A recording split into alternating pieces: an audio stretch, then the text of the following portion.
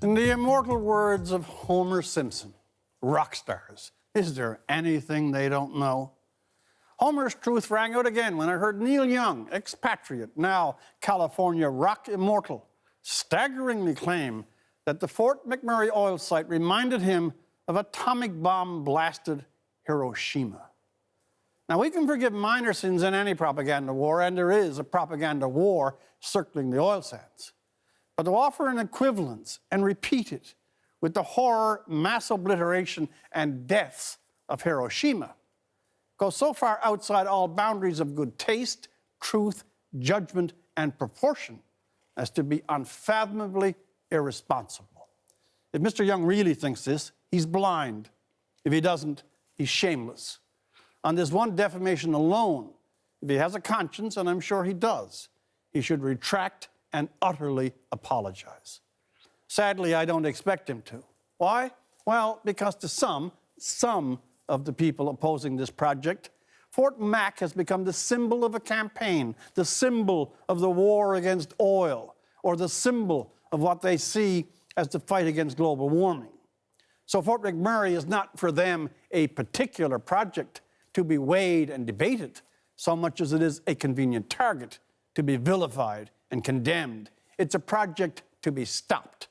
And if hauling in celebrities vocalizing super high-octane rhetoric will help the cause, why then, they're okay with that. As is blatantly obvious, there are hundreds and hundreds of other projects in other parts of the world, equal or vastly larger in scope, which will not be handled with a fraction of the care, scruple, and oversight that this one in Alberta will. Fort Mac is on these terms easy pickings. Will there be an anti-oil tour of China, India, Russia, Nigeria? Not likely. Now, there is a debate to be had.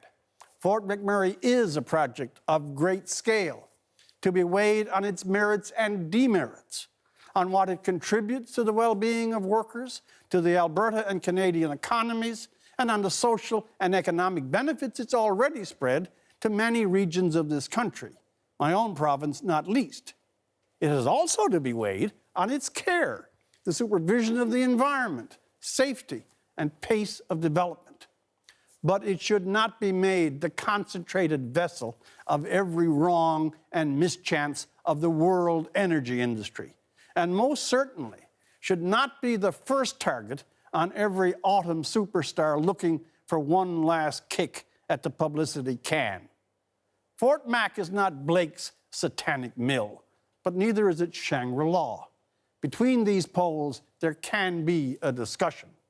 However, one-sided and over-toxic condemnations, amplified by the voice of a rock star, are not that discussion.